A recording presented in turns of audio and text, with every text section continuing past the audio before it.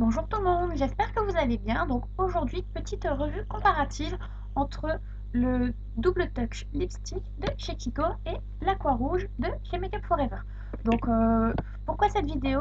Parce qu'en fait j'adore l'Aqua Rouge de Makeup Forever et on m'a conseillé de tester celui de Kiko en me disant que j'allais pas être déçue.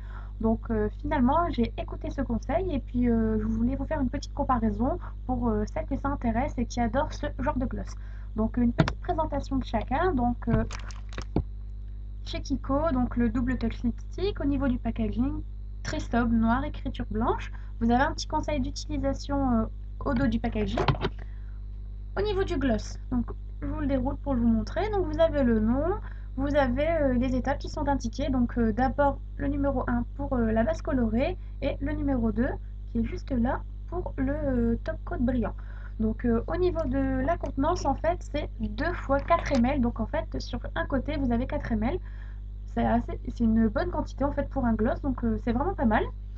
Donc ensuite, au niveau du Make Up Forever, packaging habituel en fait, on voit très bien Make Up Forever noir, avec là aussi un petit conseil d'utilisation sur le côté.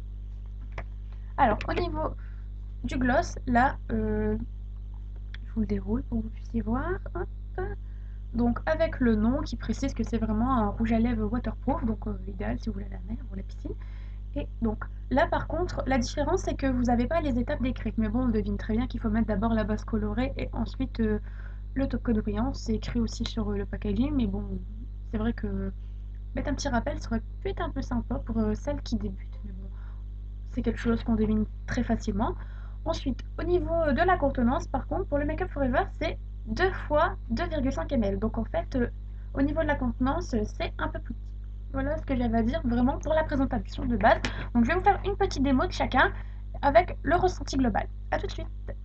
Donc là, voilà la petite démo pour l'Aqua Rouge de Make Up Forever. Donc c'est parti. Donc on va commencer à mettre la base colorée. J'espère que vous allez bien voir.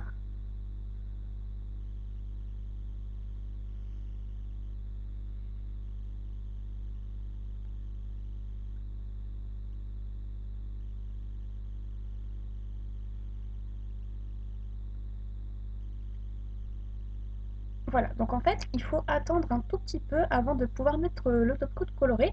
Alors, ce que je voulais dire, c'est que le mien, j'ai pris le 18, c'est lui qui est un petit peu corail, comme vous savez très bien que j'adore ça.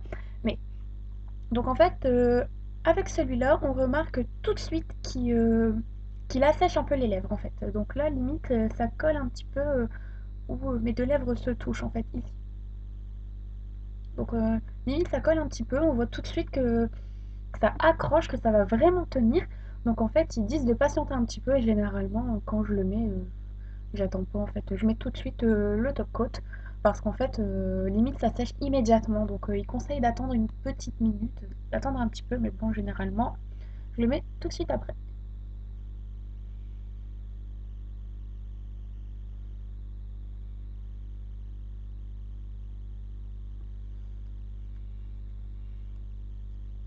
Alors avec le top coat, ce qui est instantané, c'est qu'on sent tout de suite qu'il n'y a plus cet effet collant, ce côté asséchant.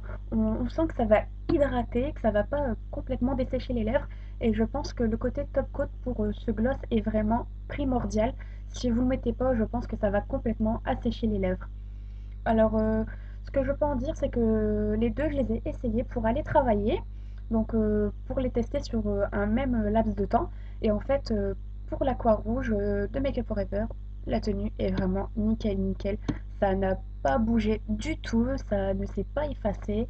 Je parle beaucoup dans mon travail, donc au fur et à mesure de la journée, ça n'a pas bougé. Je dis la journée, mais en fait, c'est un après-midi, hein. Il n'y a pas eu de repas pendant ce laps de temps. Je préfère le préciser.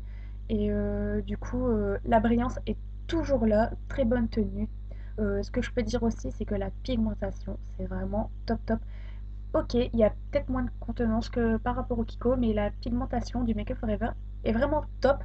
Donc il suffit d'en mettre peu et du coup, même si la quantité est plus petite, on peut le garder plus longtemps comme on n'en met pas beaucoup. Voilà ce que je pouvais dire pour le gloss Aqua Rouge de chez Make Up Forever. Donc mon avis c'est que vraiment je l'adore, je l'adore. J'ai jamais été déçue et top, voilà, top, tout simplement. Je pense que je n'ai rien d'autre à rajouter dessus. Vraiment suivre le conseil d'utilisation, de mettre la base et ensuite surtout bien mettre le gloss hydratant parce que sinon ça va assécher les lèvres. Mais sinon la tenue est superbe, la pigmentation est très bonne. Euh, top top, voilà. Donc on va passer à celui de chez Kiko. Voilà, donc là, mes lèvres sont démaquillées et séchées, donc je vais pouvoir vous faire le test du double touch de chez Kiko. Donc là, au niveau de la couleur, c'est le 108. C'est un rosé un peu corail fuchsia en même temps. J'adore beaucoup cette couleur, donc je voulais la tester, donc c'est parti.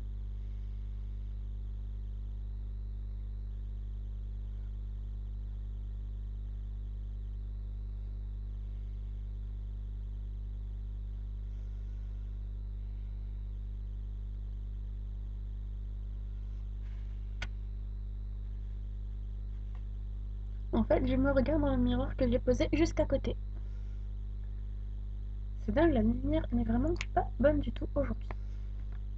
Donc voilà, donc là, la base colorée est posée. Ce que je peux dire, c'est qu'au niveau de la texture, ça sent bien plus crémeux. En fait, quand on le met, c'est pas que l'effet asséchant est instantané, mais un peu moins rapide en fait, du coup. Au niveau du milieu des lèvres, ça colle un petit peu déjà, mais c'est moins rapide. Donc en fait, celui-là, faut vraiment le laisser poser 1 minute avant de mettre le deuxième côté. Ce que je peux dire, c'est qu'au niveau de la pigmentation, je la trouve un petit peu moins bonne. Certes, elle est bonne, ça c'est sûr, les pigments, tout ce qui est pigments, les couleurs, les fards à paupières de Chico, au niveau pigmentation, c'est vraiment très bon, mais je le trouve un petit peu moins pigmenté que le Make Up Forever. Euh, Là, je sens que ça commence à assécher mes lèvres, donc faut vraiment laisser patienter un petit peu. Mais sinon, voilà, la pigmentation est très bonne, très facile à mettre. Euh, voilà, donc on va passer au deuxième côté et après je vous dirai le ressenti final.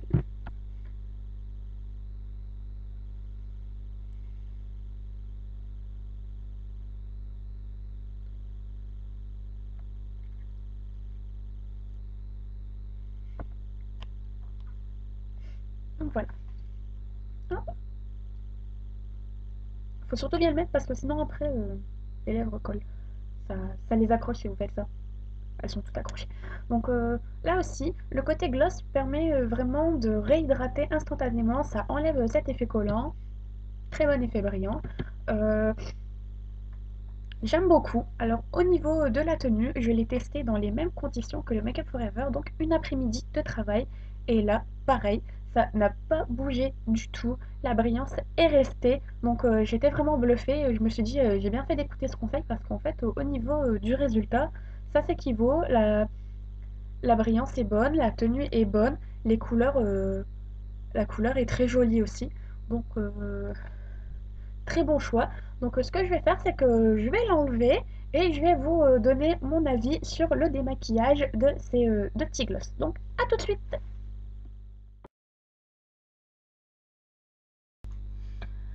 Donc voici la dernière partie, donc en fait avec le bilan global. Donc ce que je peux dire sur le Make Up Forever, donc vous le savez, je l'adore, je l'adore.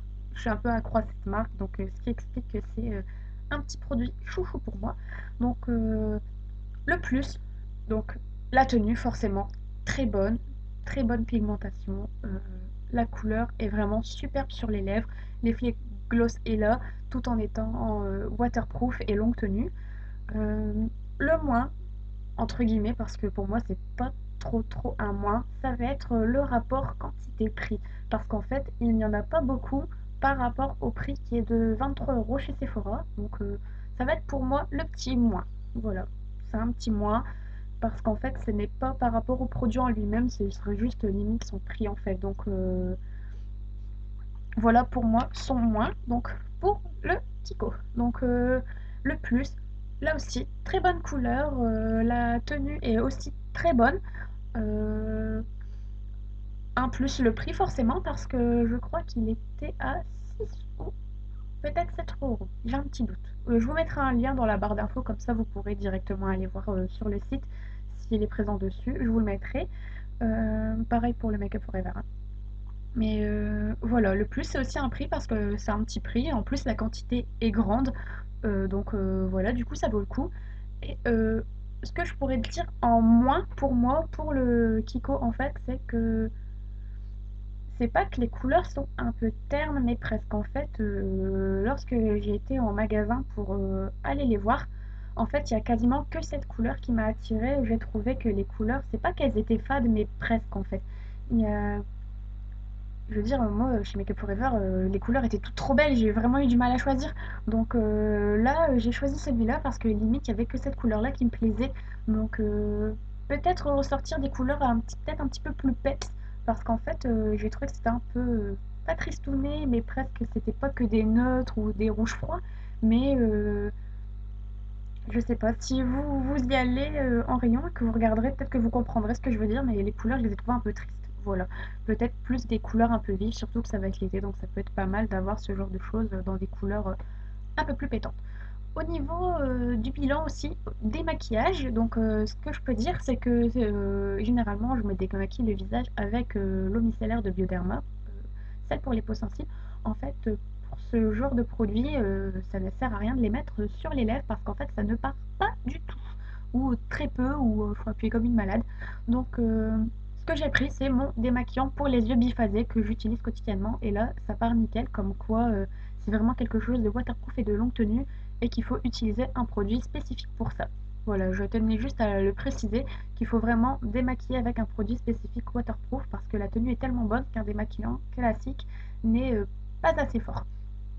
Euh, voilà mon ressenti global. J'espère que cette vidéo vous aura plu. Sachez que je suis en train de préparer d'autres vidéos comparatives avec d'autres produits. Donc je teste un peu sur une longue période pour avoir vraiment des ressentis objectifs sur ces différents produits. Et ça devrait arriver assez prochainement. Donc j'espère que cette vidéo vous aura plu. N'hésitez pas à me laisser vos impressions et je vous y répondrai. À bientôt!